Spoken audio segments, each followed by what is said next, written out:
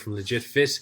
I just wanted to make a quick Zoom tutorial because we already made one obviously last week, but I really want to condense down everything so that it's just really easy to follow and really easy to set up.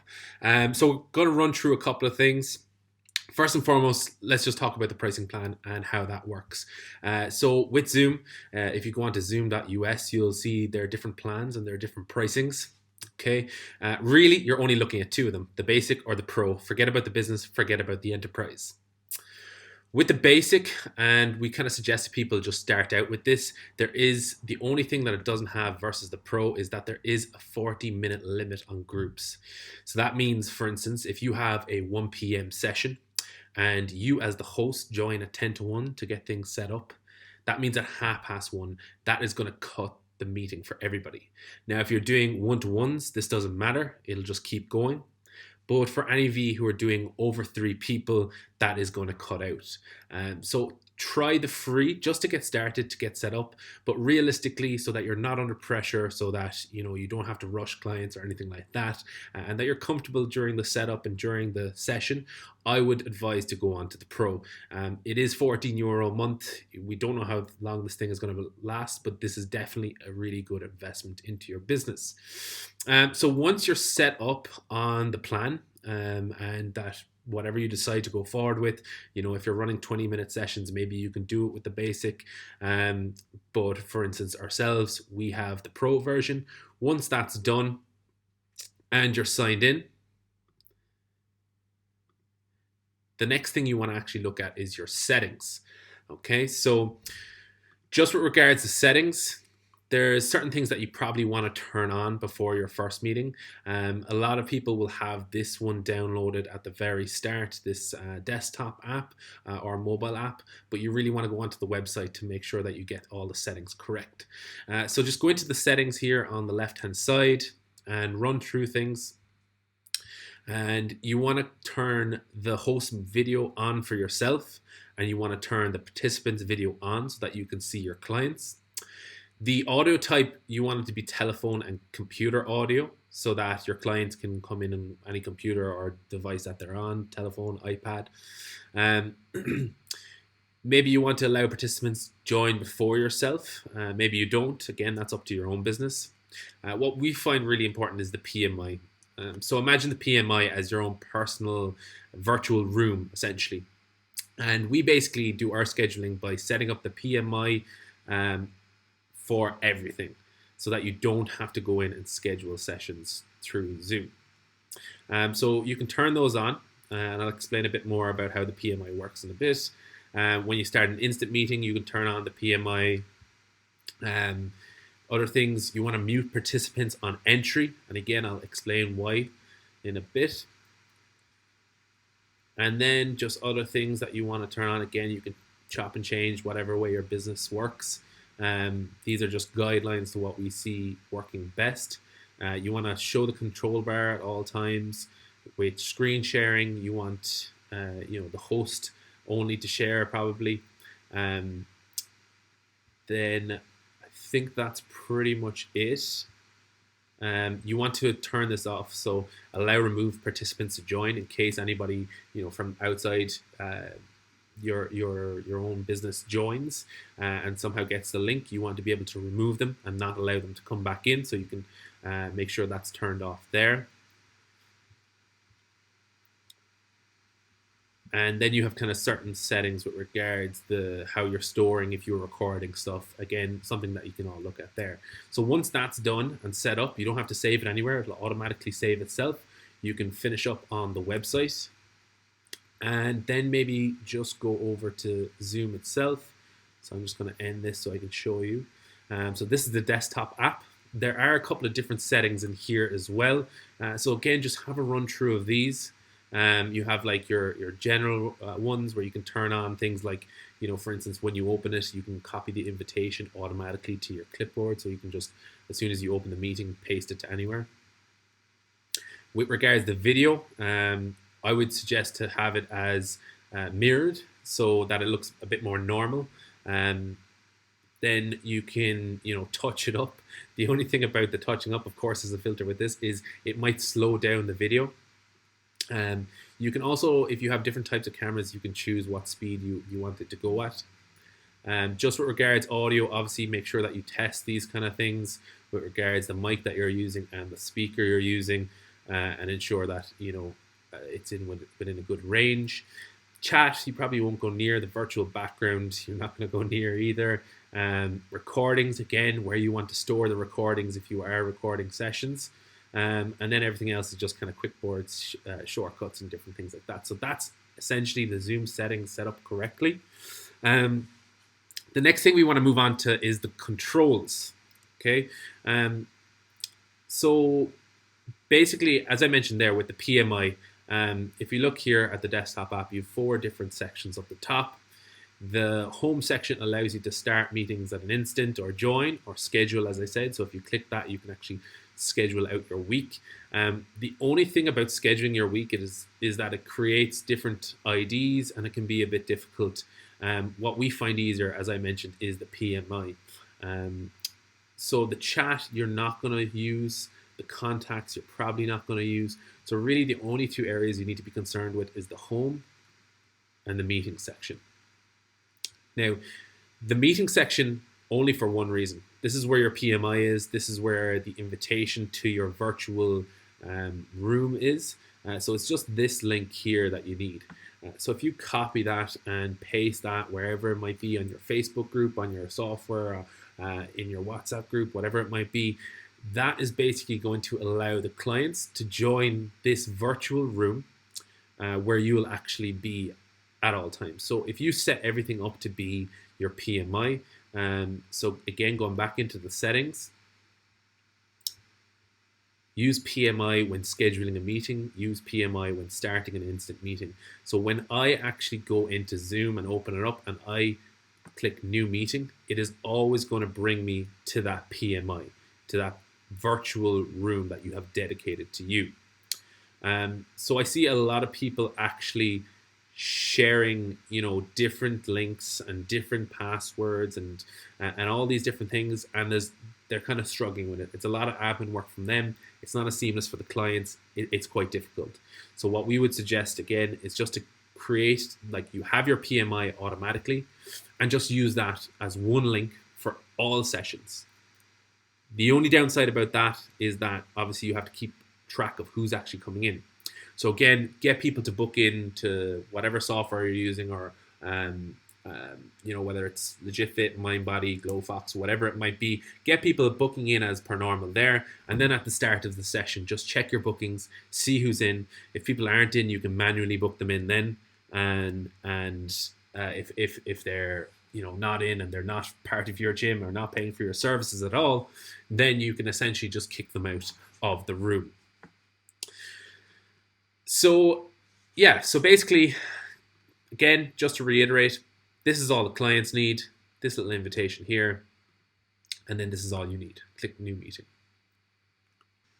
Okay, so the next thing we want to get comfortable with is the controls. So I'm just going to start a new meeting there, and I'm also going to join in with another device as well. So I'm just going to put this on mute so that there's no feedback. Start meeting. Again, hopefully there's no feedback here.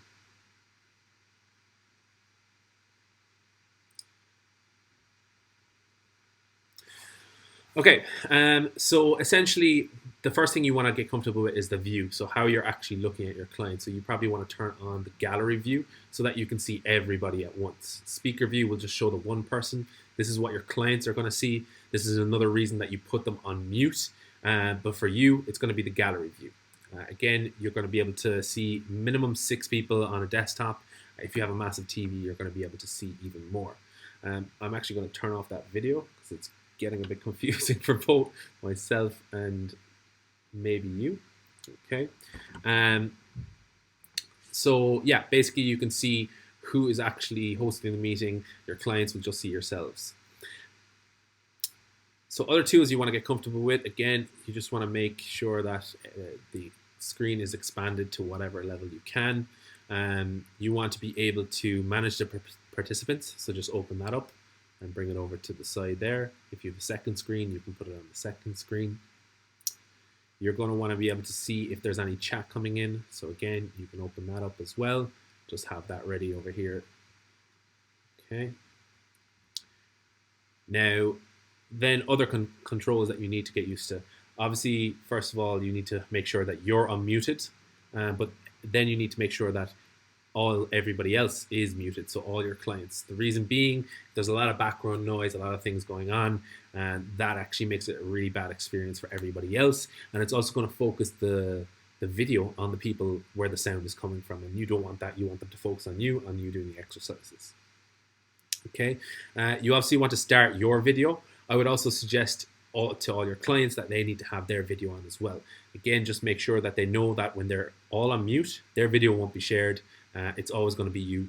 You can also get them to pin your own video as well to their phone so that it's only you that's showing. Now you can go and invite people if you need to from here, but as I said, now that you're using the one meeting link, it's going to be a lot easier. Then regards managing participants, as I said, you can turn that on or off. You can see who's in here and then check on your software who's booked in. Okay, so I'm just going to minimize that now. You have your chat, you can minimize that. Again, if you get a notification, you'll be able to see that. You can record stuff as well. So if you want to record it to the cloud or record the workout to the computer, you can do that. You just click on that button. You can pause recording as well up the top or stop recording. When you automatically end the meeting, then it will save the recordings to it. Now you can actually do multiple recordings in the one session. Maybe that's for another day though. So next thing is going to be obviously to share something or doing the workout. If you're actually sharing a video from a different workout, again you can just share your desktop view. So just click on that, press share, and then go over to your recording. If it's hosted on YouTube, for instance, you just open up YouTube and you're able to play that whilst doing so. Okay. So again, just make sure that when you're sharing videos, there is going to be a lot of pressure on people's devices. So make sure that everybody's Wi-Fi is good. Otherwise, you might be actually better off just recording it live, essentially. Okay, so I'm going to stop sharing there now. Other things you can do, you can obviously share different windows whilst you're looking at that window. You can also share certain things such as your own computer sound. So this is a really big one for people. They're always asking, okay, how do I get people to listen to music?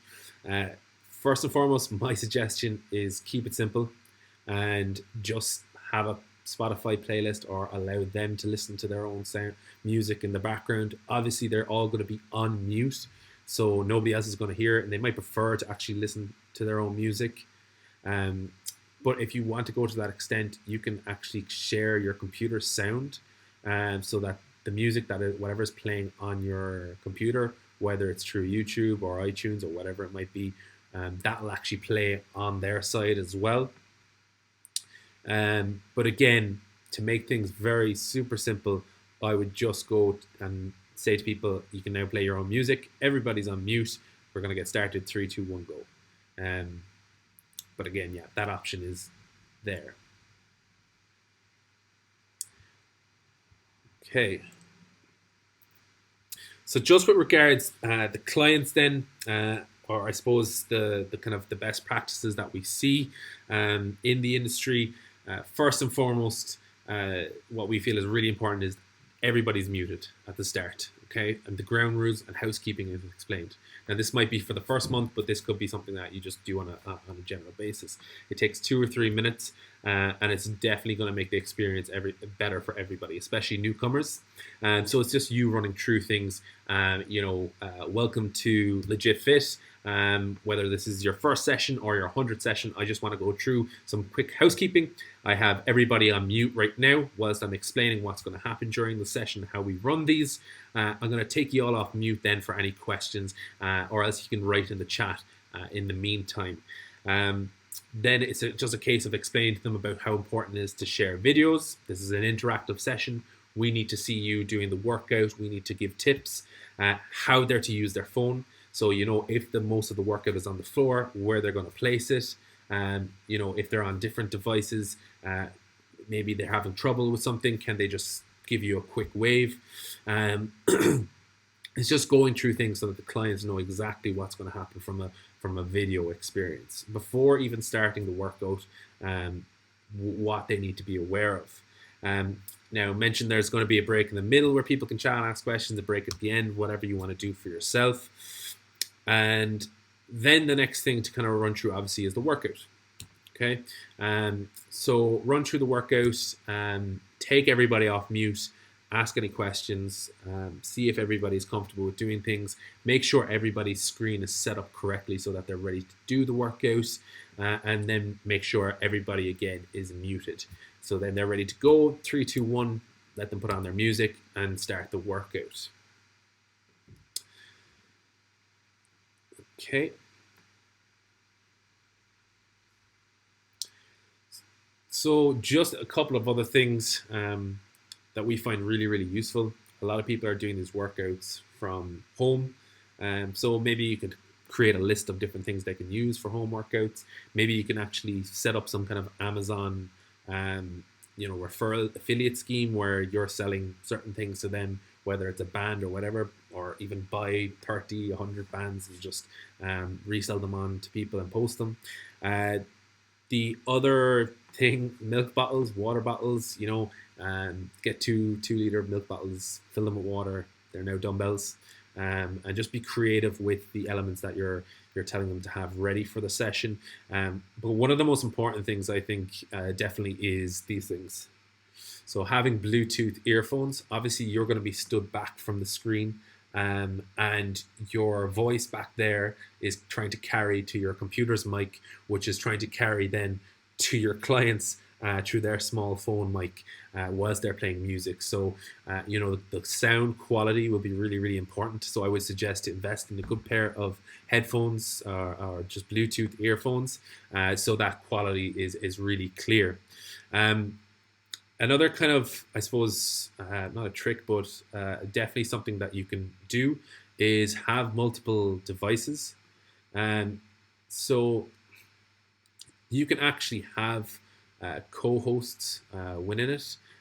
You can set it up so that people are co-hosting with you. But what you could also do as well is just to have 2 devices, okay? One is going to be for your audio and video, and the second one then is going to be just for your clients and monitoring your clients. So for instance, if you set up, let's maybe take the phone for instance. Okay, the phone is going to be a lot better picture quality than your computer probably, as with an iPad. So I would use the phone for the video and for the audio. Okay, so start the Zoom meeting as a host with your phone. Okay, put that out in front of you so then it's facing you and videoing you. Connect your Bluetooth headphones to that phone so that the audio is really clear. And then with your computer, you're going to put that back where you're actually working out from so that you can actually monitor the clients. Again, all this is needed for is audio and for the video. And this is the better quality device for that. And then because the laptop is a lot bigger, or if you have a TV that you can connect to that even better again, you're going to be able to see all of the clients essentially on that screen and check in on them. So just to kind of show you what that looks like. Now, hopefully this will stay intact with me here. The audio might drop a small bit.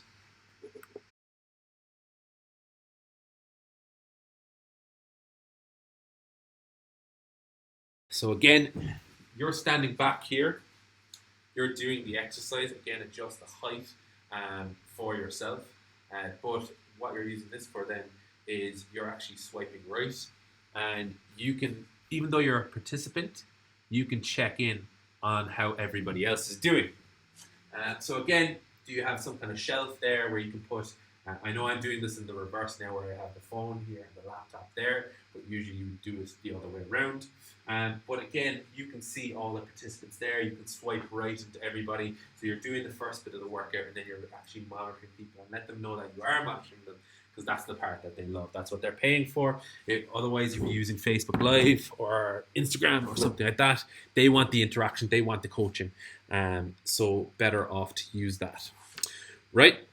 So that is it. Again, if you need any support or any help during this time with regards Zoom, please just reach out to us. We're helping a lot of our own customer base as well as other customers or potential customers maybe down the road, and we'd be happy to kind of link up. Again, it only takes us a couple of minutes to answer any questions, and I'm sure in the long run people will appreciate that and hopefully someday use us. So thank you so much, really appreciate it, and have a good day.